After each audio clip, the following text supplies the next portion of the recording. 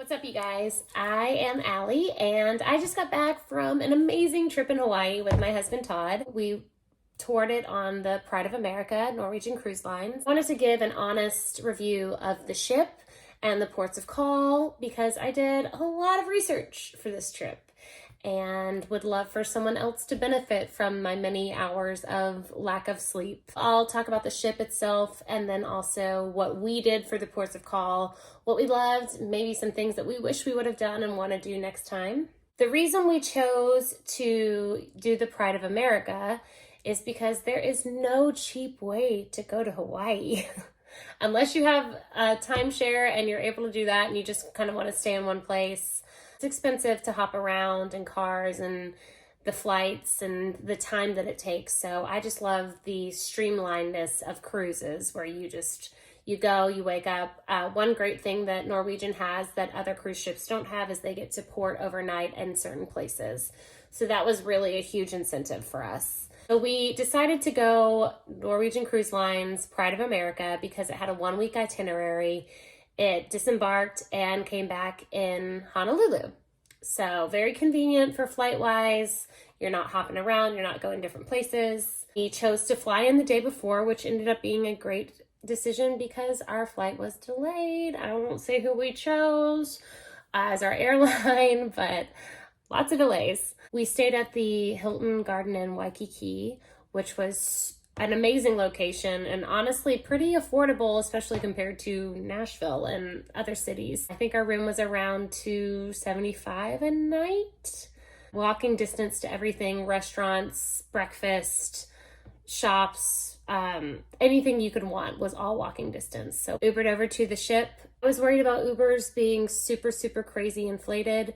Fortunately for us at this time, February, which was off season, I don't think anything was really crazy. There was one time where we tried to get an Uber to the airport kind of earlier and it was about $60, which it should have been about 20 to 30. We just waited like 15 minutes and it came back down. We didn't have any issue at any point getting a car. They were always, somebody was there willing to drive us. And all the drivers were super amazing, super sweet, very friendly, very informative, very welcoming. The process of getting on the ship was super easy, not difficult at all. Well, the Pride of America itself is still a little short-staffed. You will feel that getting a beverage. My biggest advice to you is plan accordingly. No, don't wait until you're super starving or super thirsty to go get that beverage. The Pride of America was launched in 2002, so the ship is about 21 years old. They've done really good at refurbishing some of the things. Sometimes you can see it's a little older, but for the most part, for what you needed it for, it was great. We personally did a balcony room. We really enjoy sitting out on the balcony at different times, and especially when we were cruising the Napoli coast, that was awesome. I don't think they're going to be able to do that anymore as of July, is what I was told. So that does kind of suck. But still, having a balcony, getting to see just the different terrains, and just the ocean and have that experience. We always budget for the little extra because it's worth it, in our opinion. As far as dining on the Pride of America, we never did the Cadillac Diner, but that's open 24/7. I think the day you disembark, it's not open that morning, so some people got a little been out of shape about that. Honestly, we ate the buffet for lunch every day, the Aloha Cafe. It was really good. They had a great variety. We did that for breakfast as well. We never did the dining for breakfast or lunch. The Key West Bar and Grill, the bar is open, the grill is not. So basically, if you're wanting breakfast, you can go to the main dining or the Aloha Cafe. Or the Cadillac restaurant. That's about your only options. We didn't do the East meets West. I'm a little bummed about that, but we did do Liberty, which is basically still their same dining experience, but it's the second floor and it has a dress code. Skyline was the main dining. Service was really great all of the time. All of our serving staff was awesome. So let's talk about the things to do on the ship. There is a reason that there's not a lot, is because you are in one of the most gorgeous places in the world. You don't need to be on the ship that much. I will say the nightlife kind of lacking, and by kind of I mean totally. The dance club was not really bumping. I will say the median age of this cruise is in their 70s. No offense to my 70-year-olds out there, but they were not throwing down in the club. I think they do the best they can with the demographics that they attract the most. So know if you are under 70, your nightlife might not be that great. We honestly didn't mind it. We would have drinks after dinner and then just go to bed and or go to our room, our cabin, and sit in the balcony and listen to the ocean for a little bit and then go to sleep early because we were waking up in the most gorgeous place in the world. So go to bed early, wake up early, and go hit the floor running. There was a couple of performers throughout the ship that were pretty good. We didn't see the main act. I believe it was like a harmony trio. It just wasn't my thing. I perform, so I'm all right with that. I hate to say, that sounds horrible. There was a comedian that performed 2 nights, and so we did visit that. I always love the not so newlywed game. They're great at picking the people that will be funny and interactive, and it's just always such a cute experience. So that one's great. If you're wanting to have some nightlife and get bumping, it is not the place. There's also not a casino because it's based out of Hawaii. There's legal reasons, so that was a bummer too, because I do love to play some roulette and some blackjack, but in the main center of the ship, there's the pool area. There's 4 jacuzzis. One of them was broken. We got in it twice, I think. It did stay pretty full. Everything's central focus there. The DJ would come out and do sets out there. They'd have live music occasionally. And there was one bar on one end and then another bar upstairs on the other. So that was nice that you could go get a cocktail no matter what level you were on. There was a smoking deck out back. We didn't go there. Cute little cabanas on the side of the ship that if you get up early enough, you can go and have and hang out all day. Those were adorable. We never got to snag one, but it looked delightful when we walked by. There was always plenty of space, plenty of room to get a view and get some sun. Honestly, the ship wasn't that bad. I'd read a lot of reviews that were like, the ship sucks, but your ports are great. The ship is not the most luxurious, but for getting you to all of your destinations, for your food, your drinks, and everything, I thought it was pretty fairly priced for what you're getting and your experience. And the fact, I just really love waking up at your destination and not having to deal with luggage and flights and all the different things that can go wrong. So, for the ports. Like I said, when we went into Honolulu, which is where you embark and disembark, originally hoped to do shark cage diving. We actually did get to come back and do that, which was awesome. I'll tell you about that a little bit more later. I'm just going to go in order of the itinerary. The first protocol is Kahului and Maui, and you get to stay overnight, which is awesome. So you don't have anything you have to come back for. This is where a lot of people choose to do the road to Hana, which we heard was absolutely stunning and amazing. We did choose to not go on it just because it is about an 8-hour commitment to do I think it's like 50 something miles. So it's pretty much your whole day. We'll say the people that did go, that we talked to on the ship, said it was amazing. It was stunning. The views were great, but also it was a very long day. You don't have to worry about being back on time, which is awesome for at least the first day. Do know we looked out and we saw around like 6 o'clock a bunch of tour buses just lined up the hill coming back. So that was something else to think about if you kind of, especially when had been traveling before and you're still a little jet lagged. If you want to power up and have some coffee and go for it, go for it. We chose to rent a car. We chose BioBeetle, which is a local car rental place that's open on Sundays, which is nice because some of them are not. They were actually super awesome, super chill. They had coolers and boogie boards and stuff if you wanted to take those that were free to just enjoy. Little difficult to find. You can take a taxi. It's like a couple minute ride, or we just walked. It was like a 20-minute walk. You didn't have to worry about gas or anything like that. That's all included, so that was awesome. We drove to a couple of beaches, which were amazing. The first beach that we chose to go to by recommendation from one of the people from the car rental place was Kauai. A little more touristy, a little more busy. Parking was super easy. It was really pretty. The waves were great. A lifeguard on duty, which is great if you have kids. There was a ABC store and gas station right across the street, and so that was nice if you needed to grab a snack or anything. Super cool spot to go to. We hung out there for a while, and then we wanted to see something else. I actually found Maluka Beach. It was absolutely stunning. I'll throw some photos up of it. It's more secluded. It's closer to like some golf resorts, and so it was stunning. It was so beautiful. Great rock formations, and you could climb up on there. It's just a little ways down from the first beach, maybe like 15 minutes, but super more chill vibe, relaxed, quiet, very peaceful. And then you just have these gorgeous golf resorts behind you that are just pristinely kept up, and the gardens and everything driving through is just a very, very pretty drive.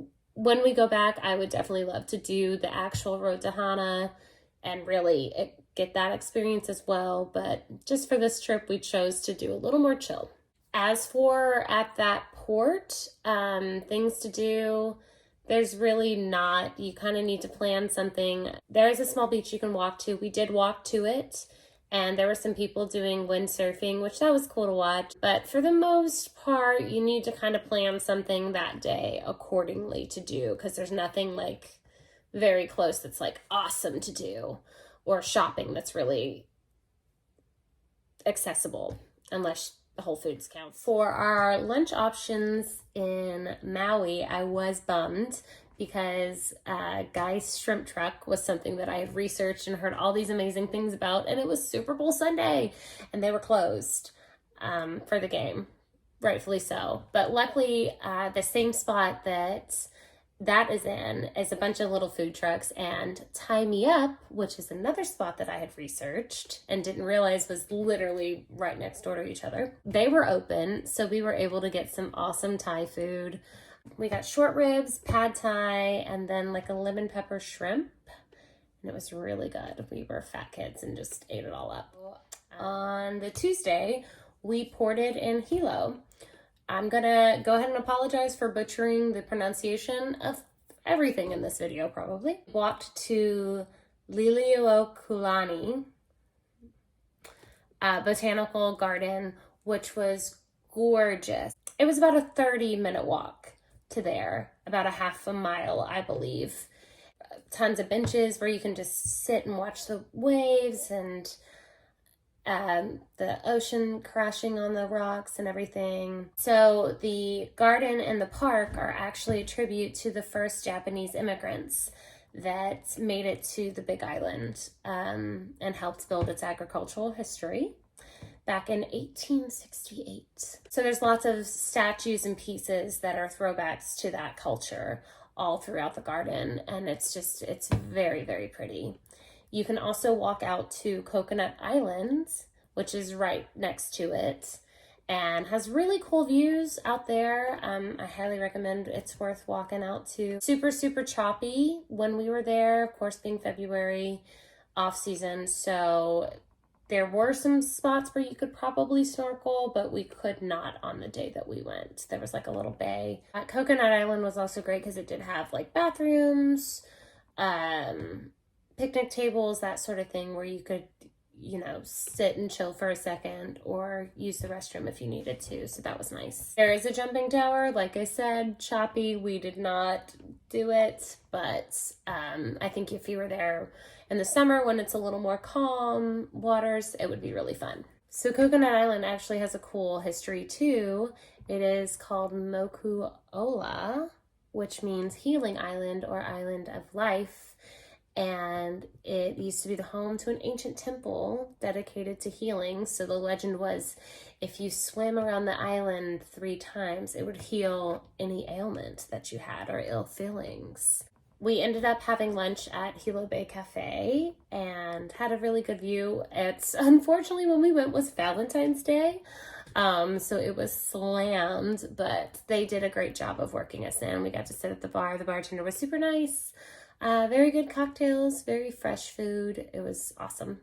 So I recommend. On our walk back from the park and from lunch, we just decided to walk back to the ship because it is a very pretty walk.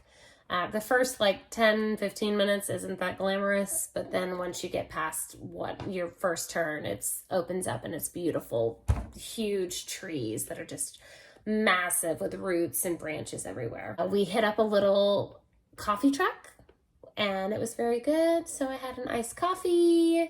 Todd had something that I think pretended to be coffee, but it was like snickerdoodle something. So, but it was delicious. In Kona, on that Wednesday, we decided to book an excursion through the cruise ship. Did the Big Island snorkel, which was body glove. Since that day we weren't porting overnight, I wanted to do something through the cruise ship so that we were guaranteed that they had the wait on us if there were any issues.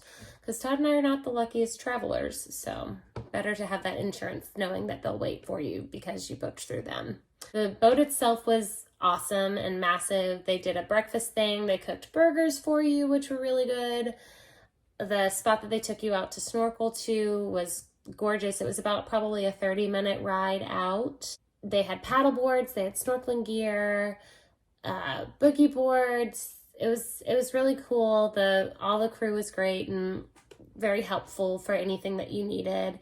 There were bathroom facilities on the ship, which was nice. I highly recommend that. That was a fun experience. I will say we were in choppy waters, which might have affected it, but I did get a little seasick feeling. So if you are prone to being seasick, I would bring some Dramamine. I unfortunately didn't take it. We avoided any craziness, but I just didn't feel great. But then they gave me a cookie, a macadamia nut cookie, and that did help. There is a little beach area you can immediately swim in and snorkel if you want to, and shops. So that if you're, wanting a more chill day, you do have options that you can just walk off the ship and there's things to do right there. We did do some shopping and we hit up an ABC store pretty hard and got some great souvenirs. I got this lovely little candle. Smells delightful. I'll say the ship took our candle because it is a fire hazard. I get it. I didn't think about it prior, but it made sense once they took it. It was fine. You can get anything that's confiscated. You get back the Friday night. Gentleman did try to sneak on some airplane bottles of Fireball. I don't believe he got those back. But you try. Willy Willy, Kauai is where you port. There is a beautiful beach you can walk to, not too far, like maybe 10, 15 minutes. I think it's near a Marriott property. There were shops and restaurants and different little things you could do. There was a Duke's that we ended up grabbing a drink at Thursday night.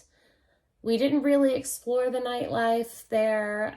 I feel like that would have been an opportunity too, but we had an amazing day. So we were kind of ready to just go back to the ship and chill. We got up early. We walked to the beach area, hung out there, went back to the ship because it was only like a 15-minute walk. Got ready because we did a helicopter tour. I cannot tell you, we are not sponsored. I'm not getting any money for this. It was amazing. It was the best experience of anything I've ever done in my entire life. Used iFly Kauai, Ally tours. They did an amazing job. Their pilot's name was Guy. He'd been flying for 45 years. And we did doors off, which was brazen. I think it really gave you like the full scope of what you were seeing. Like you felt really immersed. So if you're brave, do it. If you're not, I get it. Because trust me, there were times I was gripping the bar, real scared. I was gripping the bar and gripping Todd's leg, like, keep me alive. Cool history about Kauai. There was a family back in the 1800s that was very wealthy and decided to purchase 55,000 acres of Kauai and preserve it and make it to where you couldn't camp on it, you couldn't hike on it, basically keep it in its original beauty. Flying over these spots is just breathtaking. You get to see everything. You get to see canyons, you get to see rainforest, you get to see swamp, you get to see craters, and the clouds were coming down, and so you're completely enveloped in clouds and doing a 360 in this crater.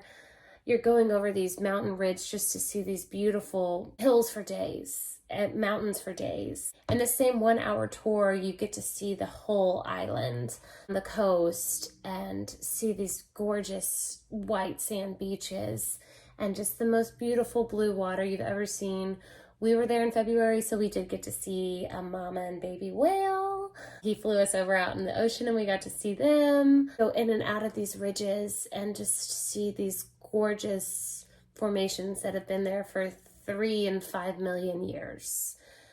There was nothing like it. It's pricey. It is a once-in-a-lifetime experience that you will never, ever, ever forget. So if you're there, I highly recommend spend the money, do it. Anything you do here, do something. Don't just go to the beach near the port. Do something amazing because it is the most stunning place on earth. And you don't want to miss the opportunity to see any part of it. There's also some cool resorts that have sea turtles that come up. Luau, I think, was a big attraction for people that night. They do a fabulous job. We did the helicopter, and so we had kind of a big day. So we just came back to the ship. I will say the ship was really nice and chill. Dinner was not hard to get to. We didn't have to wait at all. On some nights, dinner was a 40-minute to hour-and-a-half wait. Just plan accordingly. Put your name in, go grab a drink. They'll give you a little buzzer. We did Cagney's, the steakhouse, one night. That was absolutely fabulous. I got the lamb chops. We loved it. We loved everything about it. And so I highly recommend that place. And I think it books up pretty quickly, so you might want to book that. We didn't do the Italian restaurant. Always next time. But if anybody's done that and has current reviews of that, let us know. We had to kind of make a decision of Pearl Harbor or shark cage diving. We chose to do the more adventurous thing. We did rent a car and we used Drive Hui, H-U-I. I'm not positive how to say that. I will say we had a great experience with that. It was super easy, super affordable. It has its own parking space, so you just rent the car for however long you want to. It ended up being like $15 an hour. And if you only want to rent the car for 4 hours, that's a rental car for $60. You don't have to deal with gas. Your parking spot is already right there. Of course, wherever you go, you have to park, but it was very convenient. You used an app on your phone. We did have one little hiccup, which was operator error, and we immediately got someone on the phone who helped us troubleshoot it. So that was great. We took the rental car to the North Shore and did the shark cage diving with Shark Adventure group. I need to look that up. Our guides were fabulous. They take you, it's like a 20-minute ride out. We got to see whales while we were out there. You got to see the whole North Shore coast, and the Galapagos sharks were just all around the boat, just flipping around. It was insane. And getting that experience to see them that up close and personal and just experience that was crazy. But it was super cool. That was definitely a bucket list thing that we wanted to experience, and I'm really glad we did. We did Giovanni's Shrimp Truck, which was very close to, there's a couple different locations, but very close to the North Shore where the cage diving is. There was like a little food truck park. It happened to be in there, and it was recommended by a friend of mine who's a local from Honolulu. It was awesome. Maguro Poke, we did that night. so good. I'm so glad we went early. There was a line. They are only open 3 hours because they don't have to be open 4 hours, because you will come and buy all of their poke in those 3 hours, if not less. So I definitely recommend hitting that up. Be early, get in line. It was awesome. It's just to go. Like, you just take it and go. We took it and went back to the hotel room and ate it, and we were fat and happy, and it was awesome. Ono poke was what we did the first day. That was amazing. Definitely set the tone for the trip of just fresh seafood and so good. They do have a small parking area, which was nice. They also have a couple of dining tables outside. So that was good too, that you could eat it right then, because we wanted to dive into it immediately. So that was nice. And then we did the malasadas at Leonard's Bakery. I wanted to try the one with sausage because I had researched that, but they had already sold out of it by the time we got there. I think we got there around noon. Just the sugar one was so good. Just like melted, pulled apart. It was great. So the food, just everything, we did not have a single bad meal or a meal that was like meh. Everything was super fresh, super amazing. And to be honest, not that crazy expensive compared to some of the bigger cities. I also went to Fete. I need to make sure that I'm saying this right. But that was in Chinatown. We did that on the first night. So good. Our service was amazing. We ended up doing 2 of the specials. Their pastas are ridiculous. A fish wrapped in prosciutto. So good. I got the spicy kitty cocktail, which was really fun and really cute. If you're planning a trip to Hawaii and you don't really have an incentive to go to one specific place and stay, and you want to just sample the islands and see what you'd love, I definitely think the cruise is a great way to do it. We had an amazing time. We are sad to be home, and usually I'm really happy to get back into my routine, but this was an amazing trip that I will never forget, and I know Todd feels the same. So if you have any other questions about it, let me know. This was our experience.